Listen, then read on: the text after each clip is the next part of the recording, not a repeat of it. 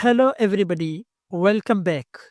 ഇന്നത്തെ വീഡിയോയിൽ നമ്മൾ നോക്കുന്നത് വ്യക്തികളുടെ പേരുകളിൽ നിന്ന് ഉത്ഭവിച്ച ചില ഇംഗ്ലീഷ് പ്രയോഗങ്ങളാണ്. ഒരു 6 പ്രയോഗങ്ങൾ നമുക്കിവിടെ നോക്കാം. അതോടൊപ്പം അവ എങ്ങനെ ഇംഗ്ലീഷിൽ വന്നു എന്ന ചരിത്രവും നമുക്ക് പറയാം. നമ്പർ 1, ഹേക്കിലിയൻ. ഹേക്കിലിയൻ എന്ന വാക്കിൻ്റെ അർത്ഥം വലിയ ശക്തിയും ദൃഢനിശ്ചയവും ആവശ്യമായ ഒരു കാര്യം എന്നാണ്. ഒരു ചെറിയ ഉദാഹരണം പറയാം. I am facing a herculean task of bringing up 4 children single handedly. 4 കുട്ടികളെ ഒറ്റയ്ക്ക് വളർത്തുന്ന ഒരു ഹെർക്കുലിയൻ ടാസ്ക് ആണ് ഞാൻ നേരിടുന്നത് എന്നാണ് അർത്ഥം. ഹെർക്കുലിയൻ ടാസ്ക്, ഹെർക്കുലിയൻ എഫേർട്ട് എന്നിവയാണ് ഹെർക്കുലിയൻ വെച്ച് പൊതുവായി പറയാറുള്ള പ്രയോഗങ്ങൾ. ഇനി ഈ പ്രയോഗം എങ്ങനെയാണ് ഇംഗ്ലീഷിൽ വന്നത്? ഗ്രീക്ക് ഐതിഹ്യത്തിലെ ഒരു ഹീറോ ആയിരുന്നു ഹെരാക്ലിസ്. അതിൻ്റെ റോമൻ പേരാണ് ഹെർക്കുലീസ് എന്നത്. ഹെർക്കുലീസ് ആവട്ടെ തൻ്റെ ശക്തിക്കും സാഹസത്തിനും വളരെ പേരുകേട്ട ഒരു കഥാപാത്രമാണ്. അതുകൊണ്ട് വളരെ അധ്വാനം നിറഞ്ഞ ഒരു പണിയെ സൂചിപ്പിക്കാൻ ഹെർക്കുലിയൻ ടാസ്ക് എന്ന് ഇംഗ്ലീഷിൽ പറയുന്നു. Number 2, Pandora's box. ചിലപ്പോൾ നമ്മൾ എന്തെങ്കിലും ഒരു കാര്യം ചെയ്യുമ്പോൾ നാം വിചാരിക്കാത്ത പുതിയ പ്രശ്നങ്ങൾ ഉണ്ടാവാറുണ്ടല്ലോ. അങ്ങനെ പുതിയ പ്രശ്നങ്ങൾ ഉണ്ടാക്കുന്ന ഒരു കാര്യത്തെ സൂചിപ്പിക്കാനാണ് ഇംഗ്ലീഷിൽ പാൻഡോറാസ് ബോക്സ് എന്ന് പറയുന്നത്. ഒരു ഉദാഹരണം: the new law brought by the government opened up a Pandora's box of protests. നോക്കൂ, സർക്കാർ കൊണ്ടുവന്ന പുതിയ നിയമം പ്രതിഷേധങ്ങളുടെ ഒരു പാൻഡോറാസ് ബോക്സ് തുറക്കാൻ കാരണമായി എന്നാണ് ഇതിൻ്റെ സാരം. ഗ്രീക്ക് പുരാണത്തിലെ ഒരു ദേവനായ സിയൂസിന്റെ നിർദ്ദേശപ്രകാരം ഹിഫീസ്റ്റസ് സൃഷ്ടിച്ച ഒരു സ്ത്രീയായിരുന്നു പാൻഡോറ. സിയൂസ് ദേവൻ ലോകത്തെ തിന്മകളെയെല്ലാം ഒരുമിച്ച് കൂട്ടി ഒരു ജാറിലാക്കി അടച്ചു. ഈ ജാറ് ഒരിക്കൽ പാൻഡോറ തുറന്നപ്പോൾ അതിലുള്ള തിന്മകളെല്ലാം പുറത്തു ചാടുകയും ലോകത്താകെ വ്യാപിക്കുകയും ചെയ്തു. ഇതാണ് മിത്ത്.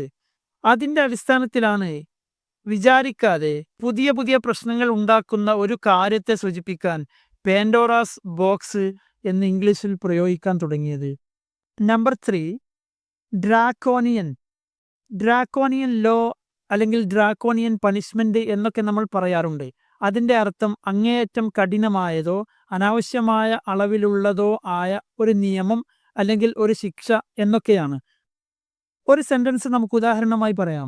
ഗവൺമെന്റിന്റെ ഒരു പുതിയ നിയമം വന്നു. തികച്ചും കഠിനമായ ഒരു നിയമമായിരുന്നു അത്. അതിനെതിരെ ജനങ്ങൾ പ്രതിഷേധിക്കാൻ തുടങ്ങി. ആ ഒരു സാഹചര്യത്തിൽ നമുക്കിങ്ങനെ പറയാം: many people are protesting against the draconian law of the government. ഇനി ആരാണ് ഈ ഡ്രാക്കോ? പുരാതന ഗ്രീസിലെ ആദ്യ നിയമനിർമ്മാതാവായിരുന്നു ഡ്രാക്കോ. BC 625-600 ആ ഒരു കാലഘട്ടത്തിലായിരുന്നു ഡ്രാക്കോ ജീവിച്ചിരുന്നത്. അദ്ദേഹം ഒരു നിയമസംഹിത എഴുതി തയ്യാറാക്കി. അതിൽ വളരെ കണിശവും കഠിനവുമായ നിയമങ്ങളായിരുന്നു ഉണ്ടായിരുന്നത്. പലതിനും മരണശിക്ഷ വരെ ഉണ്ടായിരുന്നു. ഈ ഒരു സംഭവത്തെ ആസ്പദമാക്കിയാണ് ഡ്രാക്കോണിയൻ ലോ എന്ന് കർശന നിയമത്തിന് പറയാൻ തുടങ്ങിയത്. ഇനി നമ്പർ 4, എക്കിലീസ് ഹീൽ. ഉച്ചാരണം ശ്രദ്ധിക്കുക. എക്കിലീസ് ഹീൽ എന്നാണ്. ഒരു വ്യക്തിയുടെയോ അല്ലെങ്കിൽ ഒരു സംവിധാനത്തിൻ്റെയോ പരാജയത്തിന് കാരണമാകുന്ന ഒരു ചെറിയ പ്രശ്നം അല്ലെങ്കിൽ ഒരു ചെറിയ ന്യൂനത, അതിനാണ് എക്കിലീസ് ഹീൽ എന്ന് ഇംഗ്ലീഷിൽ പറയുന്നത്. എക്സാമ്പിൾ പറയാട്ടോ: maths has always been my Achilles heel എന്ന് വെച്ചാൽ മാത്സിൽ എപ്പോഴും ഞാൻ തോൽക്കുന്നു എന്നർത്ഥം. മറ്റുള്ള വിഷയങ്ങളൊന്നും എനിക്ക് പ്രശ്നമല്ല, എൻ്റെ തോൽവിക്ക് കാരണം മാത്സ് ആണ് എന്നാണ് ഇവിടെ പറയുന്നത്. ഗ്രീക്ക് ഐതിഹ്യത്തിലെ ഒരു കഥാപാത്രമാണ് എക്കിലീസ്. അദ്ദേഹത്തെ ഒന്ന് ശക്തിപ്പെടുത്താൻ വേണ്ടി അദ്ദേഹത്തിൻ്റെ അമ്മ ഒരു ദിവസം അദ്ദേഹത്തെ സ്റ്റൈക്സ് നദിയിൽ മുക്കി. എക്കിലീസിന്റെ ഉപ്പൂറ്റിയിൽ പിടിച്ചായിരുന്നു അയാളെ നദിയിൽ മുക്കിയത്. അതുകൊണ്ട് ഉപ്പൂറ്റി ഒഴികെയുള്ള ശരീരഭാഗങ്ങളെല്ലാം നനയുകയും ശക്തി പ്രാപിക്കുകയും ചെയ്തു. എക്കിലീസിന്റെ ഉപ്പൂറ്റിക്ക് മാത്രം ചെറിയൊരു ദൗർബല്യം നിലനിന്നു. അങ്ങനെ ട്രോജൻ യുദ്ധത്തിൽ ഉപ്പൂറ്റിയിൽ ഒരു അമ്പ് ഏറ്റാണ് എക്കിലീസ് കൊല്ലപ്പെടുന്നത്. അപ്പോൾ ഒരു വ്യക്തിയുടെയോ സംവിധാനത്തിൻ്റെയോ പരാജയത്തിന് കാരണമാകുന്ന ഒരു ന്യൂനതയ്ക്ക് എക്കിലീസ് ഹീൽ എന്ന് പറയുന്നത് തികച്ചും ലോജിക്കൽ അല്ലേ? Next, number 5, sadism. മറ്റുള്ളവരെ വേദനിപ്പിച്ച് അതിൽ ഒരു സുഖം കണ്ടെത്തുന്ന സ്വഭാവത്തിനാണ് സാഡിസം എന്ന് പറയുന്നത്.